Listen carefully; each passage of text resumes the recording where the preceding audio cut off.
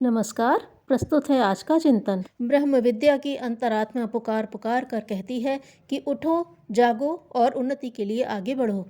प्रकृति का हर एक परमाणु आगे बढ़ने के लिए हलचल कर रहा है। सूर्य को देखिए, चंद्रमा को देखिए, नक्षत्रों को देखिए, सभी तो चल रहे हैं, यात्रा का क्रम जारी रख रहे हैं। एक क्षण के लिए भी विश्राम करने की उन्हें फुर्सत नहीं। नदियां दौड़ रही हैं, वायु बह रही है, पौधे ऊपर उठ रहे हैं, वृक्ष जीवन फल उपजा रहे हैं। जो पदार्थ स्थिर मालूम पड़ते हैं वे भी अदृश्य रूप से चल रहे हैं। भूमि में रहने वाले रासायनिक पदार्थ चुपके चुपके एक जगह से दूसरी जगह को चलते जाते हैं। शरीर के जीवन घटक नित नया रूप धारण करते हैं। इस विश्व का एक एक कण आगे बढ़ रहा है। उन्नति क्रम पर निरंतर आगे बढ़ने की उसकी भूख ईश्वर प्रदत्त है। उन्नति से संतुष्ट होने का कोई प्रश्न ही नहीं उठता। मनुष्य को अपनी संपूर्ण अपूर्णताएं हटाकर उतना उन्नत बनना है जितना उसका पिता ईश्वर है। जब तक जीवन मुक्त ब्रह्म स्थिति नहीं हो जाता, ब्रह्म स्थित नहीं हो जाता, तब तक यात्रा में विराम कैसा, मंजिल में रुकना कैसा। मामूली सी उन्नति कर जाने पर लोग कहने लगते हैं अब इतना मिल गया कि संतोष करना चाहिए, अधिक के लिए हाय हाय क्यों करना। जो कुछ उपलब्ध हो गया है उतना ही बहुत है। यह अनात्मवादी विचारधारा है, ईश्वरी इच्छा के विरुद्ध है, प्रकृति के नियमों के विपरीत है। भोजन करके मनुष्य संतुष्ट हो जाता है, उसकी भूख बुझ जाती है, फिर उसे एक लड्डू और खाने को कहा जाए तो न खा सकेगा। इससे यह प्रकट होता है कि इस दशा में प्राकृतिक नियम और अधिक खाने का विरोध करते हैं, परंतु उन्नति से कोई संतुष्ट नहीं होता। हर व्यक्ति यही चाहता है कि मैं और अधिक आगे बढ़ूं और अधिक उन्नति करूं। जब सांस खींची गई तब भी वायु वही बहुत उपयोगी थी, पर वह उपयोग पूरा होते ही उस वायु की उपयोगिता नष्ट हो गई। अब नई वायु चाहिए, नया सांस लेना पड़ेगा। यदि पुरानी सांस पर ही संतुष्ट रहा जाए और यह सोचा जाए कि हमारे लिए तो इतनी ही वायु पर्याप्त है, ज़्यादा लेकर क्या करेंगे, तो यह विचार हानिकारक सिद्ध होगा। जीवन की प्रगति रुक जाएगी। ठीक यही बात उन्नति के संबंध में लागू होती है। आपने जो शक्ति पहले संपादित की थी उसने एक हद तक आत्मा को बल दिया, ऊंचा उठाया। अब तक उसकी शक्ति समाप्त हो गई। एक बार भोजन किया था, उसकी उपयोगिता पूरी हो गई, वह पच गया तो नया भोजन चाहिए। एक बार सांस ली थी, वह अपना काम कर चुकी तो नई सांस चाहिए। एक समय जो उन्नति की थी उससे उस समय उत्थान मिला।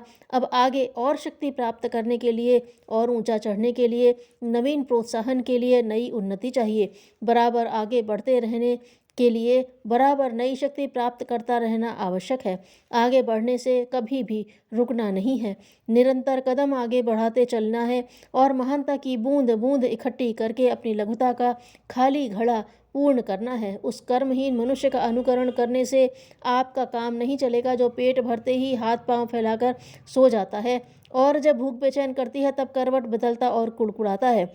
छोटी चींटी को देखिए, वह भविष्य की चिंता करती है, आगे के लिए अपने बिल में दाने जमा करती है जिससे जीवन संघर्ष में अधिक दृढ़ता पूर्वक खड़ी रहे। 10 दिन पानी बरसने के कारण बिल से बाहर निकलने का अवसर न मिले तो भी जीवित रह सके। छोटी मधुमक्खी भविष्य की चिंता के साथ आज का कार्यक्रम निर्धारित करती है।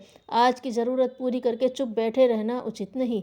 हम धनी बनने के लिए एड़ी से चोटी तक का पसीना बहाते हैं, बलवान बनने के लिए थका कर चूर करने वाले व्यायाम में प्रवृत्त होते हैं, विद्वान बनने के लिए रात रात भर जग कर अध्ययन करते हैं। यह उदाहरण बताते हैं कि उन्नत बनने की आवश्यकता को हमारी अंतः चेतना विशेष महत्व देती है और उस आवश्यकता को पूरा करने के लिए हम बड़ी से बड़ी जोखिम उठाने को, कठिन से कठिन प्रयत्न करने को तत्पर हो जाते हैं। नकली आवश्यकता और असली आवश्यकता की पहचान यह है कि नकल के लिए, संदिग्ध बात के लिए त्याग करने को तत्परता नहीं होती। असली आवश्यकता के लिए मनुष्य कष्ट सहने और कुर्बानी करने को तैयार रहता है। हम देखते हैं कि उन्नति करने की लालसा मानव स्वभाव में इतनी तीव्र है कि उसके लिए कष्ट सहता और जोखिम उठाता है। यह भूख असली है। असली आवश्यकता में इतना आकर्षण होता है कि उसके लिए तीव्र शक्ति से प्रयत्न करने को बाध्य होना पड़ता है। मौज में पड़े रहना किसी को बुरा नहीं लगता, पर उन्नति की ईश्वर प्रदत्त आकांक्षा इतनी तीव्र है कि उसके लिए मौज छोड़कर कष्ट सहने को तत्पर हो जाते हैं। संतोष रखने का तात्पर्य यह है कि जब प्रयत्न करते हुए भी किसी कारणवश सफलता न मिले तो अल्प मात्रा में मिले अल्प मात्रा में मिले तो उस समय मानसिक विक्षेप के ऊपर काबू रखा जाए। निराशा और दुख से बचने के लिए ईश्वरीय इच्छा समझकर संतोष किया जाए। उन्नति करना ईश्वरीय आज्ञा है जिसका पालन करना हर विवेकशील व्यक्ति को अपना कर्तव्य समझना चाहिए। यह संसार कर्म भूमि है। कर्तव्य करने के लिए आप अवतीर्ण हुए हैं। अपने इच्छित उद्देश्यों में सफलता प्राप्त करके विजयी और वैभवशाली बनने की इच्छा कीजिए और उस इच्छा को पूर्ण करने में उत्साह के साथ प्रवृत्त हो जाइए। पिता अपने उस बच्चे को अधिक प्यार करता है जो अधिक उद्योगी होता है। कमाऊ पूत का घर में स्वागत सत्कार किया जाता है। पिता को उसकी कमाई नहीं चाहिए पर उन्नति देखकर उसे संतोष होता है। एक लड़का कलेक्टर हो जाए और दूसरा भीख मांगे तो पिता जगह जगह अपने उस लड़के की प्रशंसा करेगा जो कलेक्टर हो गया है। निरुद्योगी संतान पर भला कौन अभिभावक गर्व कर सकता है? किसे उस पर प्यार हो सकता है? जब बालक खेल में जीत कर आता है, परीक्षा में उत्तीर्ण होकर आता है, प्रतियोगिता में पुरस्कार लेकर आता है तो पिता के चेहरे पर प्रसन्नता की रेखाएं दौड़ जाती हैं। वह बच्चे को उठाकर छाती से लगा लेता है। एक लड़का पिता के पैर दबाया करे या पंखा झला करे, अपने ऊपर पंखा झला जाने की अपेक्षा पिता यह पसंद करता है कि बालक चाहे उसके कुछ भी काम न आए पर स्वयं उन्नति करे, आगे बढ़े, विजय प्राप्त करे। ईश्वर भी हमसे ऐसी ही आशा करता है। वह हमें पराक्रमी, पुरुषार्थी, उन्नतिशील, विजयी, महान, वैभव युक्त, विद्वान, गुणवान देखकर बहुत प्रसन्न होता है और अनायास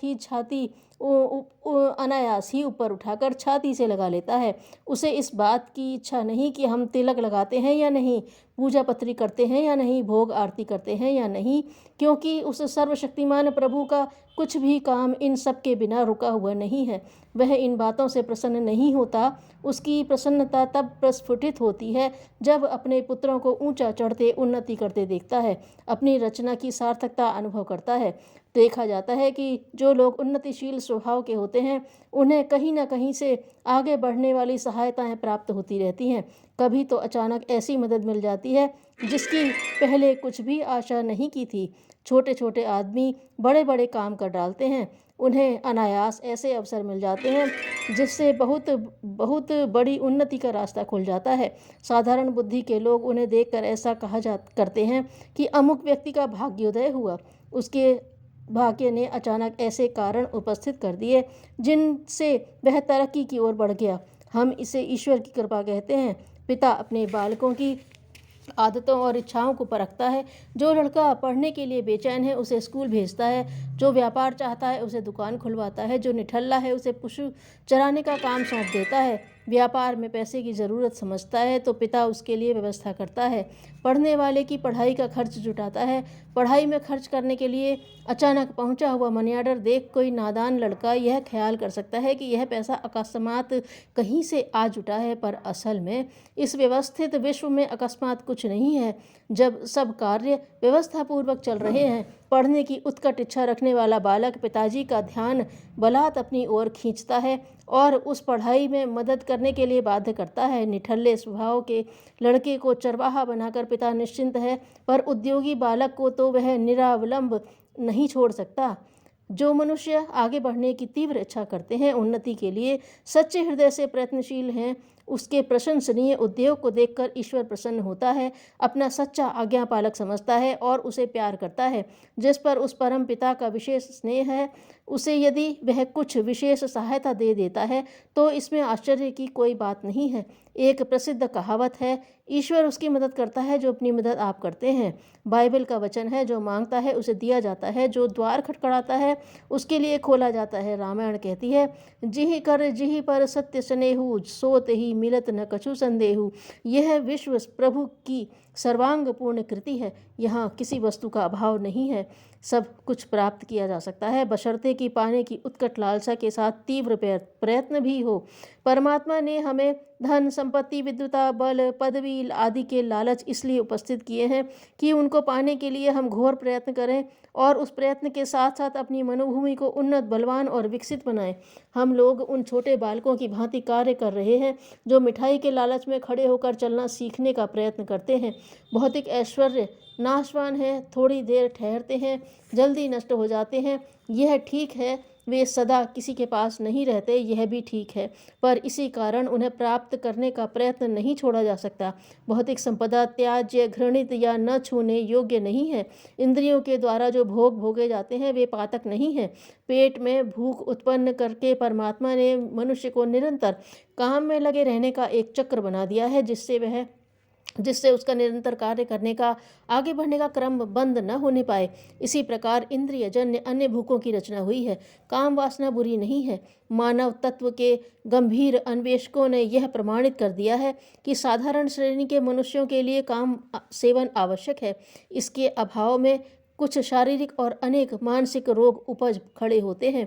प्राकृतिक भूखों की एक ऐसी कसौटी मनुष्य के पास मौजूद है जिसकी सहायता से वह आसानी से जान सकता है मेरे लिए क्या ईश्वरीय आज्ञा है, क्या नहीं। कभी कभी मनुष्य मध्यम मार्ग को छोड़कर अति की ओर भटक जाता है।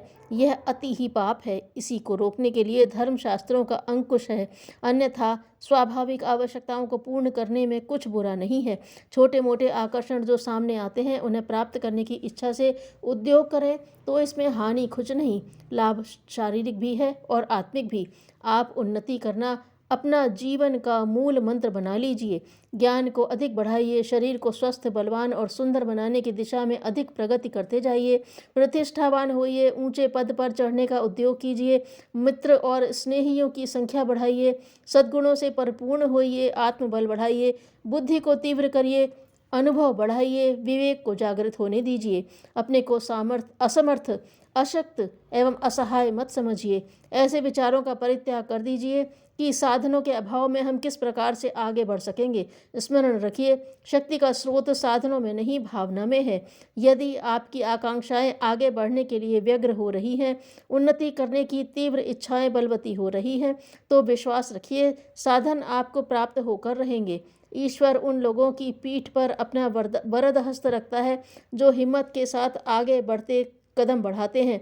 पिता आपकी प्रयत्नशीलता को, बहादुरी को, आकांक्षा को पसंद करता है। प्रकृति विज्ञानी के महापंडित डॉक्टर E.V. जेम्स ने अनेक तर्क और प्रमाणों से यह सिद्ध किया है कि योग्यतम चुनाव प्रकृति का नियम है। जो बलवान है उसकी रक्षा के लिए अनेक कमजोरों को वह नष्ट हो जाने देती है। यह कड़वी सच्चाई निष्ठुर स्वर में घोषणा करती है कि जीवन एक संघर्ष है। इसमें वे ही लोग स्थिर रहेंगे जो अपने को सब दृष्टियों से बलवान बनाएंगे। यह वीर भोग्या वसुंधरा निर्बलों के लिए नहीं है, यह तो पराक्रमियों की क्रीड़ा भूमि है। यहाँ पुरुषार्थियों को विजय माला पहनाई जाती है और निर्बलों को निष्ठुरता पूर्वक निकाल बाहर किया जाता है। सावधान होइए, गफलत को त्याग दीजिए। कहीं ऐसा न हो कि आप शक्ति संपादन की ओर से उपेक्षा करके चैन से रहने में रस लेने लगे और प्रकृति के निष्ठुर नियम आपको निर्बल पाकर दबोच दें। कहीं ऐसी स्थिति में न पड़ जाएं कि निर्बलता के दंड रूप स्वरूप असह्य वेदनाओं की चक्की में पीसने को विवश होना पड़े। इसलिए पहले से ही सजग रहिए। आत्मरक्षा के लिए सावधान होइए। जीवन संग्राम में अपने को बर्बाद होने से बचने के लिए शक्ति का संपादन कीजिए। बलवान बनिए, सुदृढ़ आधारों पर अपने को खड़ा कीजिए। अध्यात्मवाद कहता है ईश्वर की आज्ञा का पालन यह है कि आप आगे बढ़ें, ऊंचे उठें। आत्मरक्षा के लिए दृढ़ता चाहिए, विपत्ति से बचने के लिए मजबूती चाहिए, भोग ऐश्वर्यों का सुख भोगने के लिए शक्ति चाहिए, परमार्थ प्राप्ति के लिए तेज चाहिए। दसों दिशाओं की एक ही पुकार है, आगे बढ़िए, अधिक इकट्ठा कीजिए, आत्मोन्नति कीजिए, ईश्वर को प्राप्त करने की साधना को जारी रखिए। उस महान पद को पूरा करने की योग्यता बनाए रखने के लिए सांसारिक उन्नतियों को एकत्र कीजिए। उच्च प्रतिष्ठित, शक्तिशाली और वैभववान बनने की दिशा में सदैव प्रगति करते रहिए। ईश्वर हमारी पूजा की विधि को नहीं देखता, वह तो हमारे मन को देखता है। सच्चा मनुष्य वही है जो बुराई का बदला भलाई से दे। धन्यवाद।